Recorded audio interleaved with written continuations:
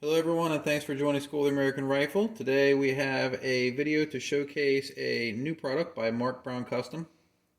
He has not announced this and he sells exclusively through Brownells, so we're still in the works of how to make this happen, but he makes a fantastic gauge called the Mark Brown Custom Gas Tube Gauge. And what this gauge does, and I've showcased this in some older videos, what it does is it looks for wear on the gas tube flange right here. So this is a flat spot right here. So what you do when the gun's assembled, let's say you look into the gun and you see this flare here, you think, well, the gas tube's good. Well, on the other side that you can't see, it's worn down. So what this gauge does, while the gun's assembled, you remove the charging handle, remove the bolt carrier group, put this into the upper receiver. This basically rides in the charging handle slot, and it goes over that flared portion, and if it's bad, look, it slides over it. And it's looking for a flat spot. I'll get another bad tube. Let's see. See, slides past it. Right there, it doesn't go past it, but as I rotate it a little bit, it goes past it. We take a new gas tube, and it stops right there. It's a really helpful gauge. So one of the other issues that I see in classes and at my workbench is if we're only worrying about this end, and this is how it interfaces with the gas key, that's the gas key, it slides over it when it goes into battery. This creates a seal here, very important. But we never, most people anyway, never focus on the other end here. So they forget about the dimensions of the gas block, the hole that this gas tube goes into, and they forget about the dimension here. If this has a small outer diameter and it goes into a gas block, it's going to leak gas. It's not going to work as efficiently as it should. If the gas block has a larger bore, the same thing will happen. So what I do is I use the gauge for my gas key in gas blocks. If it takes the no-go, that means this hole is too big. The same thing goes for a gas block. That being said, I'm not here to push my products. This particular gauge here is a new one by Mark Brown. His older ones just measured on the front side. New ones that we've discussed modifying have a hole in the back side. So people are like, well, what's the big deal with that?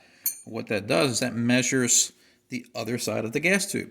So normally you would take a micrometer and you would measure multiple coordinates on the end of the gas tube to get readings.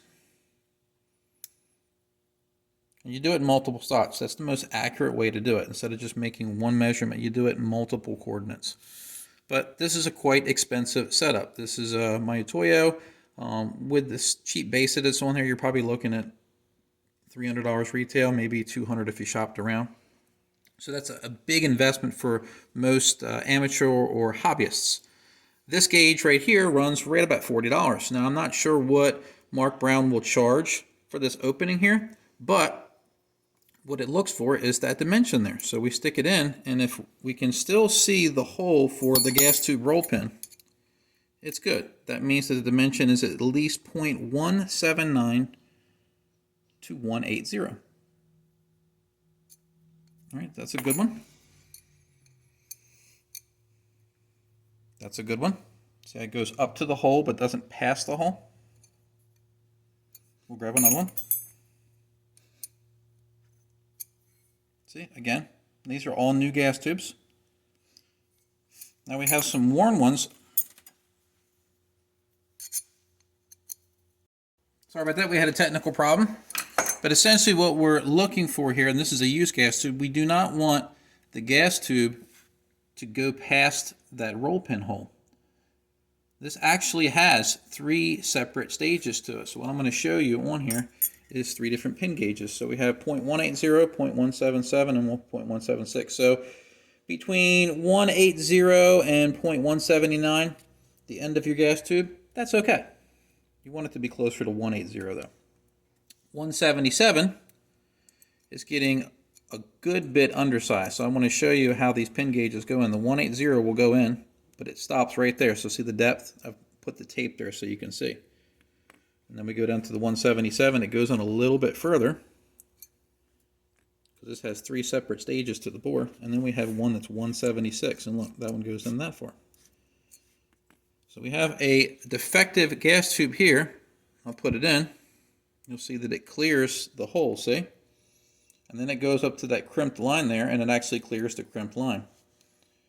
So what this will show you is that, okay, if it stopped there, that's good.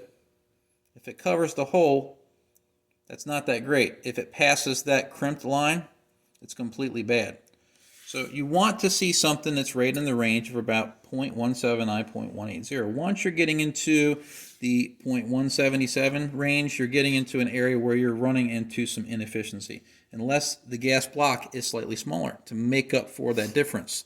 When you get into the 176 range, you're talking about a good bit of gas inefficiency, and that can start leading to cycling problems or reliability issues. So pretty neat gauge that I wanted to showcase. Like I said, he hasn't come out and advertised these via Brownells, but they may be coming soon. So it was an idea that Mark Brown and I discussed together.